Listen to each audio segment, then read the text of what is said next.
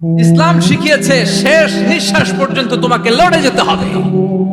এই পৃথিবীতে কেউ কাউকে জায়গা করে দেয় না, জায়গা করে নিতে হবে। এই পৃথিবীটা, the life is not a bed of roses, এটা ফুল বিছানো কোনো ফুল সজ্জা নয়, এটা কণ্টকাকীর্ণ। কেউ আপনার স্পেস করে দিবে না, কেউ আপনাকে সুযোগ করে দিবে না, কেউ আপনার জায়গা করে দিবে না, বরং আপনি জায়গা করে নিলে টাইনা নিচে নামাবেন। কথা বলেন। এজন্য কখনো অলসতাকে স্থান দেয়া যাবে। রসুল বাত্তালি দুক্কানু শয়তান, অলস মস্তিষ্ক শয়তানের আড্ডা। অলস যদি কেউ থাকে এটারে টেনে বেঁধে কাজে নামাবে, পারা যাবে? আল্লাহ তাআলা ততক্ষণ পর্যন্ত কোন জাতির ভাগ্যের চাকার পরিবর্তন করে না যতক্ষণ পর্যন্ত ওই জাতি নিজে নিজের ভাগ্যের চাকার পরিবর্তন করতে না চায়। চিল্লা এখন ঠিক কি না? আমরা আজকে অলসতাকে নো বলে যাবো এই মাহফিল থেকে। অলসতাকে আমরা কি বলবো? আওয়াজ করে বলতে হবে। অলসতাকে কি বলবো আমরা? মুমিনের জীবনে কোনো অলসতা নেই। যখন আমরা এই সিদ্ধান্তে আসতে পারবো যে আমরা অলস সময় কাটাবো না, আমরা আমাদের এই সময়গুলোকে প্রোডাক্টিভ ওয়েতে কাজে লাগাবো, কোনো না কোনো কাজের সাথে জড়িত হব। Never under estimate any job, whether it's big or small, বড় হোক বা ছোট হোক, কোনো কাজকে আমরা ছোট করে দেখবো না। যে কোনো কাজ করো না ভাই, যে কোনো কাজ করো তা যেন হয় সবার চেয়ে সবচেয়ে সুন্দর। আমাদের অবসর সময়গুলোকে কাজে লাগানোর দরকার আছে না নাই? আমরা নিজেদেরকে কর্মঠ করে কর্মজীবী হিসেবে, শ্রমজীবী হিসেবে নিজেদেরকে প্রতিষ্ঠিত করতে চাই। রাজি আছে মুসলমান? লক্ষ্মীপুরের যুবক ছেলেরা আওয়াজ করে বলো, পারা যাবে? লজ্জা কিসে? লজ্জা কিসে? অনেকে টাঙ্কি মারে, এদিক সেদিক ঘুরে আর বলে আমার আব্বা চেয়ারম্যান। আরে তোর আব্বা চেয়ারম্যান, তুই কি? আমার আব্বা MP, member of the parliament. আরে তোর বাবা এমপি, এটা তো তার গৌরব, তোর কি আছে সেটা বল।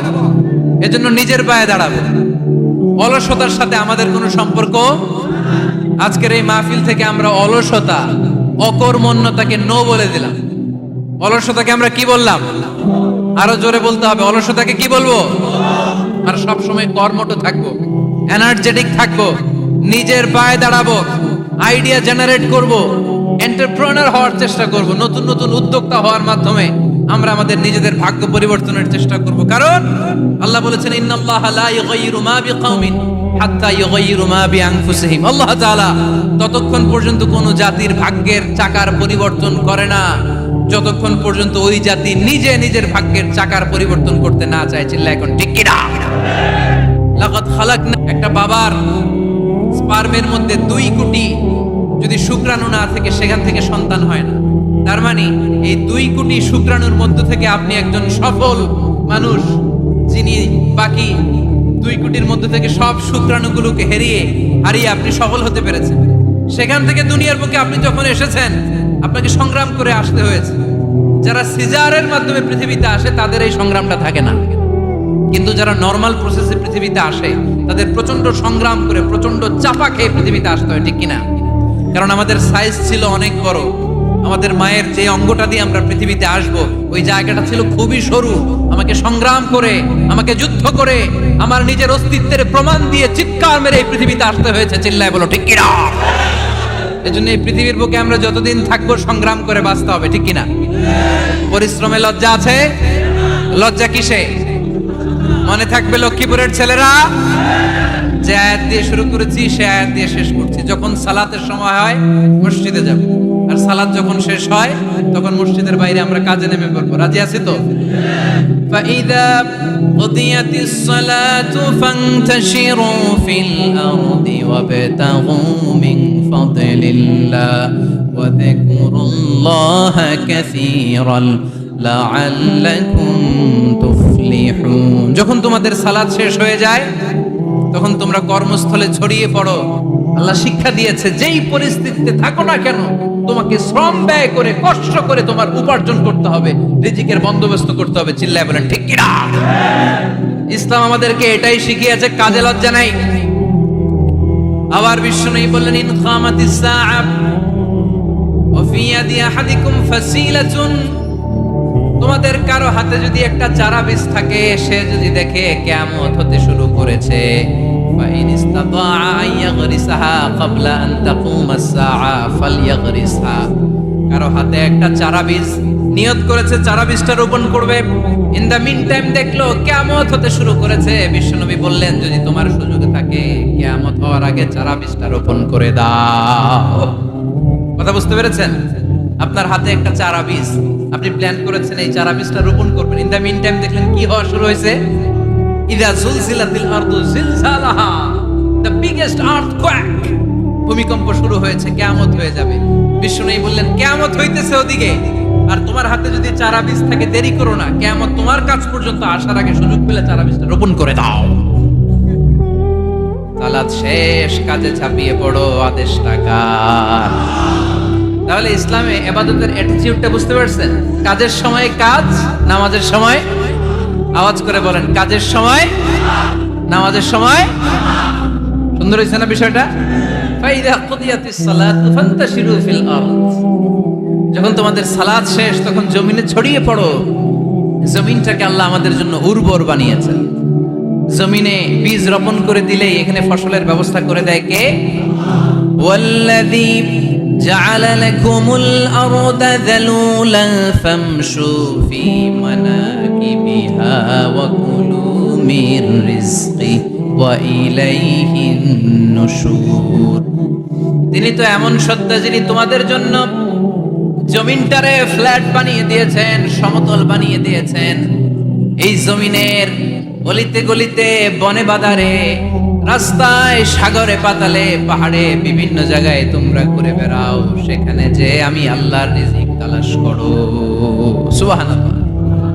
এই জমিনটাকে আল্লাহ সাহালাতুল মাসালিক, চলার জন্য সহজ বানিয়ে দিয়েছেন, ফ্ল্যাট, উঁচু নিচু নাই। এই যে লক্ষ্মীপুরের আজকে এই যে প্যান্ডেলের এখানে উঁচু নিচু আছে, আজকে এইখানে যদি উঁচু হতো ওইখানে নিচু হতো, আমরা ঠিক মতো দেখতে পারতেন? বিমান থেকে এটা খুব সুন্দর দেখা যায়, জমিনটা খুব ফ্ল্যাট দেখা যায়, সমতল। এই সমতল হওয়ার কারণে এখানে চাষাবাদের সুযোগ সুবিধা করে দিয়েছে কে? তাহলে বোঝা গেল এই জমিনটা সমতল এবং উর্বর, ভেরি ফার্টাইল ল্যান্ড। আমাদের সালাত শেষ, আমরা কাজে চলে যাব, আবার আজান হলে মসজিদে ঢুকে যাব। এটাই হচ্ছে ইসলামের নিয়ম। সাইয়েদনা ওমর ফারুক যখন মসজিদে নববীর ইমাম, তিনি ইয়ামান দেশের কিছু লোকদের সাথে সাক্ষাৎ করলেন। কোন দেশের? ইয়ামান, যুদ্ধ বিধ্বস্ত একটা দেশ এখন। প্রাচীন নগরী হাদ্রামাউত বা আলাবাক, এই ইয়ামান দেশের কিছু লোকের সাথে তিনি সাক্ষাৎ করলেন। তারা গোল হয়ে বসে থাকে, নামাজের পরে যায় না, বসে বসে সুবহানাল্লাহ পড়ে, আলহামদুলিল্লাহ পড়ে জিকির করে। ওমরে ফারুক ভাবলেন, দেখি পরের ওয়াক্তে কি হয়। উনি আসরের নামাজে ইমামতি করতে আসলেন, এসে দেখলেন ইয়ামানের লোকেরা মসজিদের বারান্দায় আশেপাশে বসে আছে, সবাই যায়, এরা যায় না। মাগরিবের সালাতে উনি ইমামতি করতে আসলেন, ওমরে ফারুক নামাজ শেষ করে দেখলেন সবাই চলে যায়, কিন্তু ইয়ামানের লোকগুলো যায় না। এশার সালাত পর্যন্ত তিনি ওয়েট করলেন। এশার নামাজ পড়ে চলে যাওয়ার সময় ওমরে ফারুক দেখলেন সবাই নামাজ পড়ে কাজে চলে যায়, কিন্তু ইয়ামান দেশের লোকগুলো যায় না। ওমরে ফারুক বললেন, মা বালুকুম মা খাতবুকুম, ঘটনা কি? কি হয়েছে তোমাদের? সবাই নামাজ পড়ে চলে যায়, কাজে যায়, তোমরা যাও না কেন? এখানে কি করো? ইয়ামানিরা বলতে শুরু করলো, নাহনু আল মুতাওয়াক্কিলুনা আলাল্লাহ, আমরা এখানে আল্লাহর উপর তাওয়াক্কুল করে বসে আছি। ওমরে ফারুক অবাক হলেন, আনতুম আল মুতাওয়াক্কিলুনা ফিল্লাহ, তোমরা আল্লাহর উপর তাওয়াক্কুল করে বসে আছো? তো এই যে সারাটা দিন খাটতি মেরে এখানে বসে থাকলে তোমাদের খাবার আসে কোত্থেকে? উপার্জন হয় কি করে? ইনকাম আসে কোত্থেকে? রুজি রুটি হয় কোত্থেকে? ইয়ামানি লোকগুলো বলল, আমরা এখানে বসে বসে জিকির করি, তেলাওয়াত করি, বুজুর্গের মতো বসে থাকি। আমাদের বুজুর্গিয়া জিকির দেখে আশেপাশের লোকেরা এসে আমাদেরকে খাবার দিয়ে যায়। ওমরে ফারুক বললেন, সর্বনাশ, তাইলে তো তোমরা আল মুতাওয়াক্কিলুনা ফিল্লাহ নও, তোমরা হচ্ছে আল মুতাওয়াক্কিলুনা আলা বা'দিকুম বা'দা, একে অপরের উপর নির্ভরশীল। যারা প্লেটে করে খাবার নিয়ে আসে তোমরা তাদের উপর তাওয়াক্কুল করছো, কারণ তারা যদি প্লেট ভরে খাবার নিয়ে আসে তোমাদের পেটে কোনো দানা পানি পড়বে না। তোমরা আল্লাহর ওলি নও, তোমাদের সাধ্যের সবটুকু করার পরে তারপরে তোমরা তাওয়াক্কুল করবে। কি সুন্দর ইসলাম! এক সাহাবী বললেন, ইয়া রাসূলুল্লাহ, আমি উটে চড়ে এসেছি, তা আপনি তো আমাদেরকে তাওয়াক্কুলের ওয়াজ করেছেন, আমি উটের রশিটা গাছের মধ্যে না বেঁধে যদি শুয়ে থাকে আল্লাহর উপর তাওয়াক্কুল করি, ওটটা থাকবে না? বিশ্বনবী বললেন, না, তোমার ওট থাকবে না। আগে রশি দিয়ে ওটটা বাঁধো, ইআকিলহা সুম্মা তাওয়াক্কাল আলাল্লাহ। আগে টাইট করে রশি দিয়ে গাছের সাথে ওটে রশিটা বাঁধো, এরপর আল্লাহর উপর তাওয়াক্কুল করো। এইটার নাম তাওয়াক্কুল। চিল্লায় বলেন ঠিক কি না? আপনার পার্টটা আপনার করতে হবে। আপনার যে রোল, এই রোলটা প্লে করতে হবে। আপনার সর্বোচ্চটুকু করার পরে আমরা তাওয়াক্কুল করি একজনের উপর। চিল্লায় বলেন তিনি কে? উমরে ফারুক বললেন, তোমরা মুতাওয়াক্কিলুনা আলাল্লাহ নাও, তোমরা বের হয়ে যাও। খবরদার এরপরে কোনোদিন তোমাদেরকে যেন এই মসজিদের মধ্যে খাপটি মেরে গোল হয়ে বসে থাকতে না দেখা যায়। কারণ ফাইদা কুদিয়াতিস সালাতু ফান্তাশিরু ফিল আরদ ওয়াবতাগু মিন ফাদলিল্লাহ। ইসলামের বিধান হচ্ছে যখন নামাজ শেষ মসজিদে বসে থাকা যাবে। চিল্লায় বলেন বসে থাকা যাবে? যাবে না। সর্বোচ্চটুকু করে তারপরে আপনাকে বের হয়ে যেতে হবে। প্রতিদিন সকালবেলা পাখির বাসা থেকে দেখবেন পাখিগুলো খালি পেটে বের হয়ে যায়। আপনাদের এই এলাকায় পাখির বাসা আছে? কি পাখির বাসা আছে? হ্যাঁ, সব পাখি আছে। সকালবেলা দেখবেন পাখির বাসা থেকে পাখিগুলো খালি পেটে বের হয়ে যায়। বিকেল বেলায় পাখিগুলোর ওদর পূর্তি করে, পেট ভর্তি করে আবার পাখির নিড়ে ফিরিয়ে দেয় কে? কারণ পাখিগুলো তাওয়াক্কুল করেছে কার উপর? পাখিগুলো তাওয়াক্কুল করে যদি পাখির নিড়েই বসে থাকতো, ওদের পেটে খাবার আসতো? কথা বলেন। বিশ্বনবী এটাই বললেন, তাকদু খিমাসান ওয়া তারুহু বিতানা। তোমরা যদি পাখির মতো তাওয়াক্কুল করো, মানে আল্লাহর উপর তাওয়াক্কুল করে জমিনে বের হয়ে যাও, তোমাদেরও রিজিকের দায়িত্ব নিয়ে নিবে কে? সকালবেলা প্রতিটা পাখি না খেয়ে বের হয়ে যায়।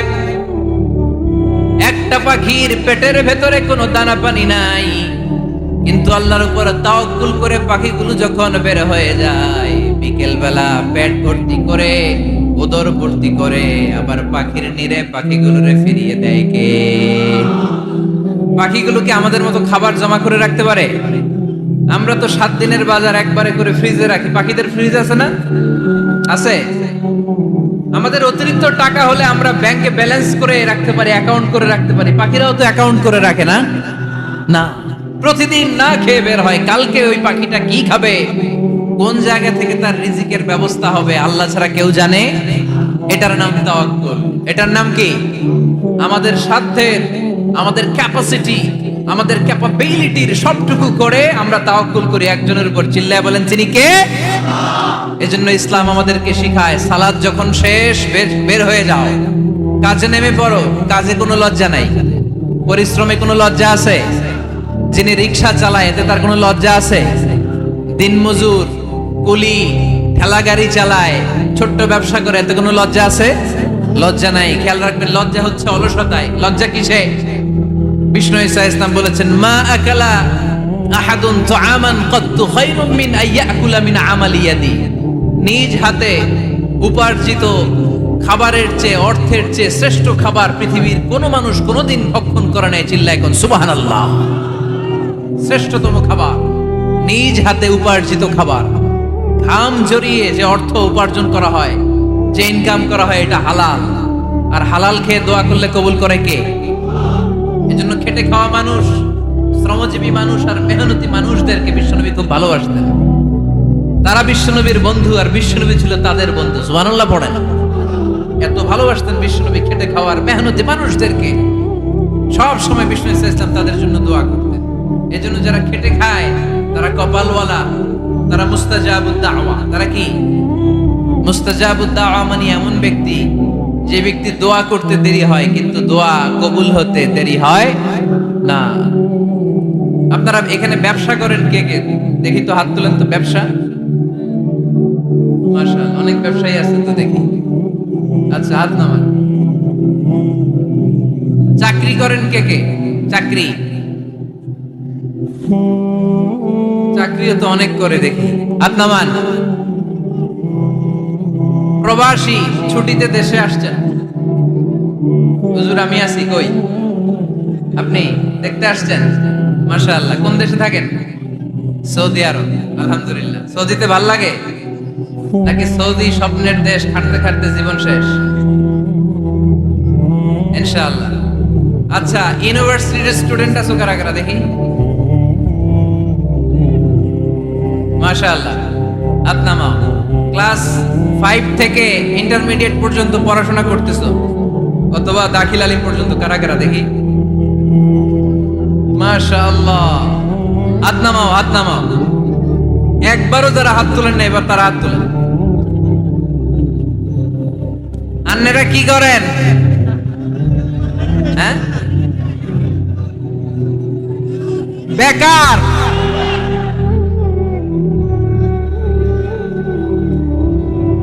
বাংলাদেশে চাকরির বাজার খুব মন্দা, ঠিক কিনা? বাংলাদেশ ইন্ডিয়াতে চাকরি পেতে অনেক কষ্ট। সামান্য একটা পদের জন্য যেখানে চেয়েছে ক্লাস 8 পাস, এখানে ডবল মাস্টার ডিগ্রি অ্যাপ্লাই করছে কয়েক লক্ষ। এজন্য আমাদেরকে উদ্যোক্তা হতে হবে। You have to be the entrepreneur. আমাদের উদ্যোক্তা দরকার, বেশি বেশি নতুন নতুন উদ্যোক্তা। নিজেই এমন আইডিয়া নিয়ে আসবে যেই আইডিয়া বিক্রি করে দুর্দান্ত আইডিয়া দিয়ে তুমি পুরো দেশ কাঁপিয়ে দিতে পারো। পারা যাবে না লক্ষ্মীপুরের ছেলেরা? আইডিয়ার অনেক দাম। You have to generate new ideas. নতুন নতুন আইডিয়া এনে মানুষ গোটা বিশ্বকে তাক লাগিয়ে দিচ্ছে। এই যে গত কয়েক বছর আগে কারের একটা রাইড চালু হয়েছে, নাম হয়েছে উবার। কি নাম? ঢাকায় যারা চলাফেরা করেন তারা হয়তো চড়েছেন। উবারের নাম শুনছেন না? এই উবার কোম্পানি কি করে জানেন?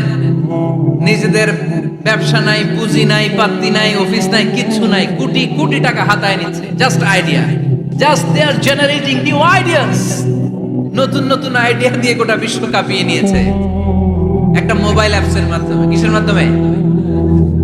Mobile apps. একটা কোম্পানি খুলেছে, গোটা বিশ্বের সব প্রাইভেট কারওয়ালারা ওইখানে রেজিস্ট্রেশন করে আপনি মোবাইলে কোথায় যাবেন, কোত্থেকে যাবেন লিখবেন, গাড়ি আপনার বাড়ির সামনে এসে হাজির। তার একটা পার্সেন্টেজ ওই উবার কোম্পানি পায়। ইউনাইটেড স্টেটস অফ আমেরিকার একটা স্টেট আছে সান ফ্রান্সিসকো, ওইখান থেকে শুরু করছে।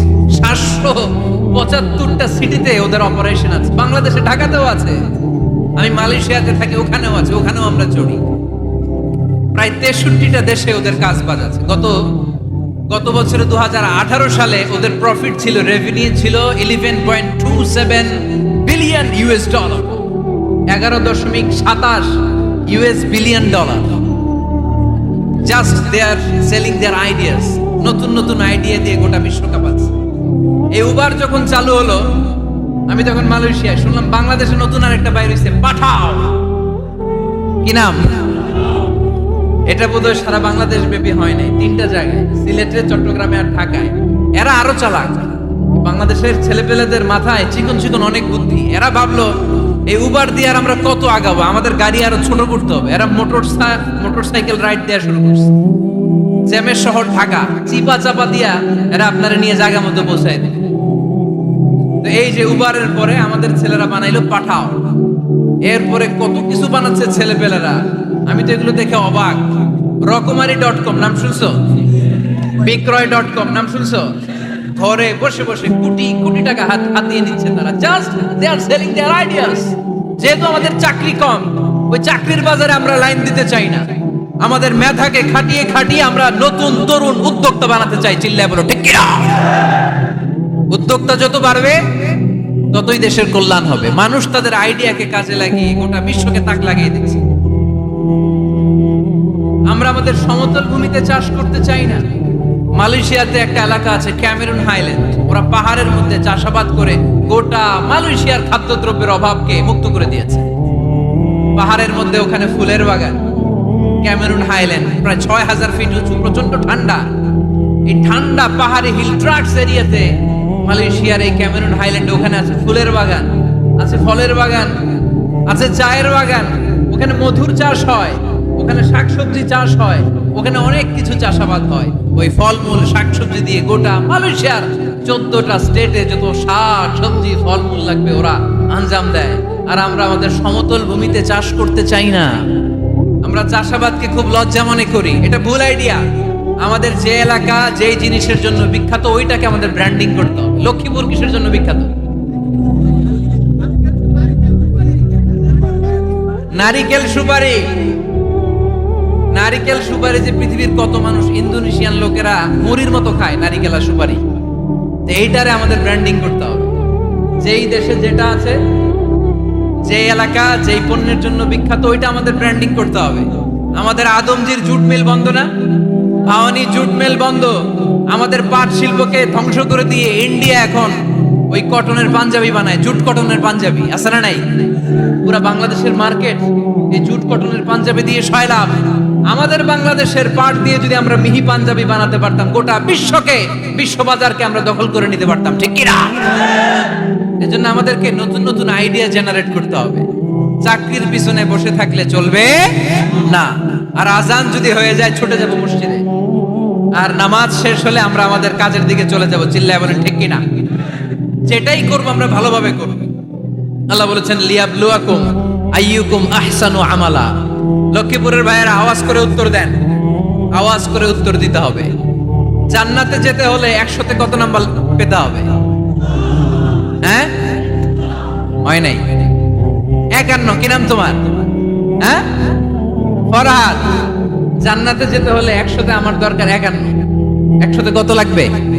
ফাআম্মা মান সাকুলাত মাওয়াজিনুহু ফাহুয়া ফি আইশাতির রাদিয়া। সেদিন মিজানের পাল্লা যার ভারী হয়ে যাবে সে আনন্দ উৎসবে থাকবে। তো মিজানের পাল্লা ভারী হওয়ার জন্য 100তে আমার কত পাওয়া লাগবে? কত পাওয়া লাগবে? 51 পেলেই হয়ে যাবে।